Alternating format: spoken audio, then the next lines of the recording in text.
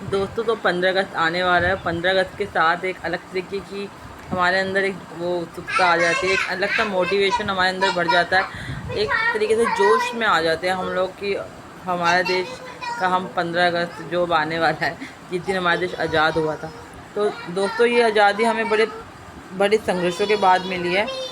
बहुत से लोगों ने बहुत बहुत अपना बलिदान दिया है, अपनी तरीके से बहुत प्रयास करे हैं, बहुत संघर्ष करा है, तब जाके हमें आज़ादी मिली है।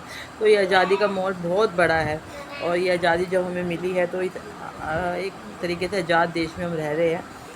तो आज हम आज़ाद हो गया तो हमारी जो सोच है वो भी काफ़ी डेवलप हो चुकी है, और हमारा देश तरक्की कर रहा है, और यही प्रार्थना करेंगे कि ये हमेशा तरक्की करता रहे, फलता फूलता रहे, और इस देश के लोग खूब तरक्की करें।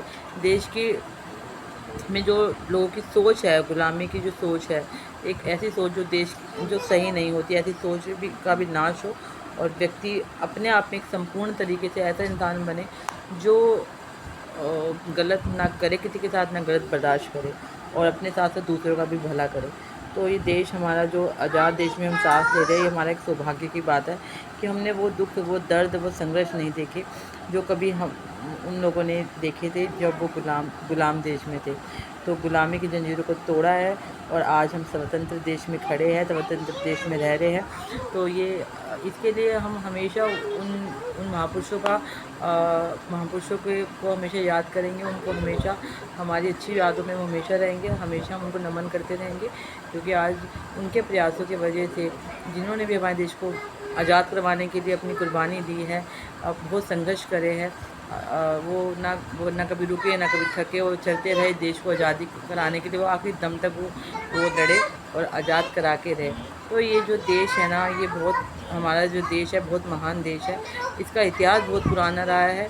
ये एक ऐसी सभ्यता है जहाँ पर सभ्यता शायद सबसे पहले आई थी, और ऐसा ऐसा देश है जहाँ सभ्यता सबसे पहले आई थी। तो ये भारत देश है, इसका इतिहास बहुत पुराना रहा है, हज़ारों वर्षों पुराना देश है ये। और बहुत कुछ आया गया, बहुत कुछ बदला।